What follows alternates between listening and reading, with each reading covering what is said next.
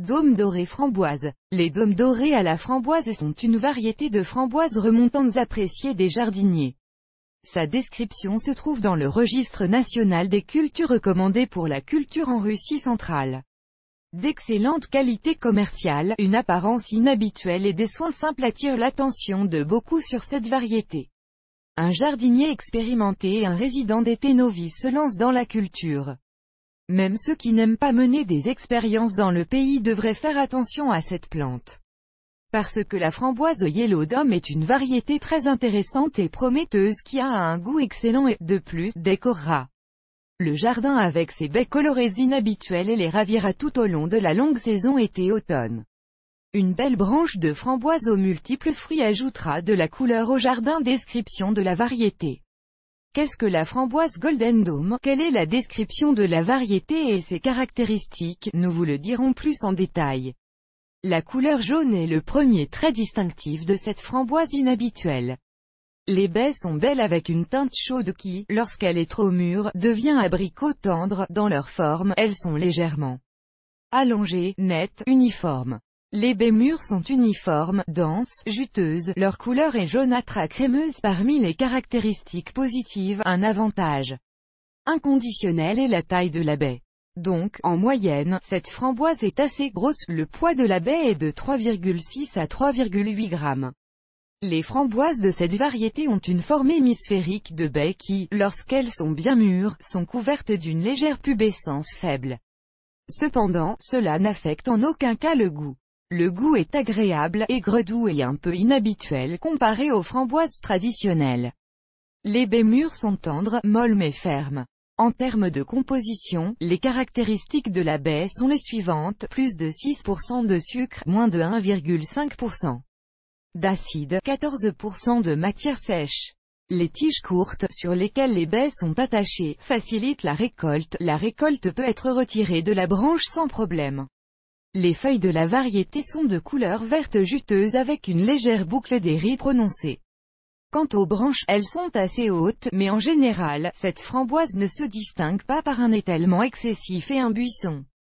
Ceci est important pour les propriétaires de petites parcelles où vous devez économiser de l'espace pour le placement des cultures maraîchères. Les grands buissons sont pratiques à manipuler, y compris la récolte, les jarretières et d'autres manipulations. Important. Sur toute la surface des tiges de framboise, il y a de petites épines, qui, cependant, ne sont pas agressives et minces, donc elles ne causent pas beaucoup de problèmes aux jardiniers. Il s'agit d'une variété remontante, ce qui signifie que les arbustes, soumis à l'agrotechnique appropriée, donneront la récolte plus d'une fois par saison. Plus précisément, les jardiniers effectuent la première récolte en juin-juillet, la deuxième vague de fructification active commence en août et dure jusqu'en septembre inclus. Sur une note, la variété est autofertile, c'est une variété universelle. Le rendement de cette baie est également bon. Ainsi, la récolte de framboises peut, en moyenne, atteindre des centaines de centièmes par hectare, si la culture a été réalisée dans le respect de toutes les exigences agrotechniques. Pour les variétés de type remontant, c'est un assez bon indicateur. Si nous traduisons ces indicateurs dans le plan de la terminologie habituelle de la datcha, la collecte d'un buisson est attendue en moyenne d'environ 2 kg. Avantage des dômes dorés à la framboise. Avant de parler des caractéristiques de la culture de cette variété, résumons brièvement. En notant les caractéristiques positives de la plante: période de maturation prolongée, comme toute baie remontante, elle mûrit par vagues, du début de l'été jusqu'au gel. Stabilité de la récolte, même dans les années pas très favorables, le jardinier ne sera pas laissé sans framboise, il reste parfaitement au réfrigérateur pendant plusieurs jours car les baies sont denses, mûres, saines. La polyvalence d'utilisation vous permet d'utiliser la baie fraîche, de l'utiliser pour préparer des compotes, des conserves, des congelés, etc. Facilité de transport. Lors de la livraison du matériel de plantation, les arbustes conservent une bonne présentation et supportent fermement des conditions de transport inconfortables. Les maladies et les infestations de ravageurs sont moins fréquentes que dans d'autres variétés de framboises communes. Dans une large mesure, grâce aux efforts des sélectionneurs, qui ont veillé au développement de la résistance aux maladies de la variété. et à l'augmentation de la capacité globale de cette variété à résister aux ravageurs les plus connus, résistance à la sécheresse et capacité de survivre pendant la saison froide. Cette variété est bonne pour une excellente survie. Uniquement dans les zones à climat continental, les producteurs de la variété sont invités à couvrir les plantations pour l'hiver. Dans d'autres conditions, les buissons tolèrent à la fois une baisse de température jusqu'à -22 degrés et une petite sécheresse de courte durée. Étant donné que les consommateurs de cette variété n'ont pas remarqué les inconvénients, elle peut être classée comme prometteuse pour la culture. Caractéristiques du soin de la variété. En principe, cette variété dorée est une sorte de baie réutilisable, commune, et par conséquent les exigences de la technologie agricole sont similaires à celles de toute autre variété remontante. Ainsi, la baie aime les endroits ensoleillés bien éclairés avec un souffle d'air normal. Il est également souhaitable que la plantation soit effectuée sur un sol bien préparé. Il est recommandé d'acheter des pousses annuelles. La plantation peut se faire à la fois au printemps, de mi-avril à mi-mai, jusqu'à la floraison des bourgeons, et à l'automne. La technologie agricole commence par la préparation du sol pour la plantation de framboises, bien que si vous plantez cette variété à l'automne, les buissons donneront 2 fois, voire 3 fois plus de baies que s'il était planté au printemps. Il vaut donc mieux planter avant l'hiver en respectant, bien sûr, toutes les règles de la technologie agricole. Les subtilités du département. Les pousses annuelles ne doivent pas être excessivement hautes, il est préférable de préparer une coupe de chaque plant jusqu'à 40 cm de hauteur de la racine et de planter un plant aussi raccourci. Lors de la plantation de cette variété, la plantation de brousse et de ruban s'est bien montrée. Dans la première méthode, les framboisiers sont placés à une distance d'1 demi-mètre ou un peu plus les uns des autres, laissant un espacement des rangs d'environ 1,5 m. La plantation en bande suppose une disposition plus dense des plants, c'est-à-dire pas plus de 30 cm entre les rubandons.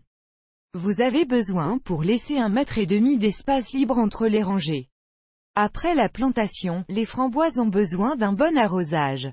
Le paillage fonctionne bien, il retient l'humidité sous la brousse. La plante a également besoin d'un bon arrosage pendant la période de croissance.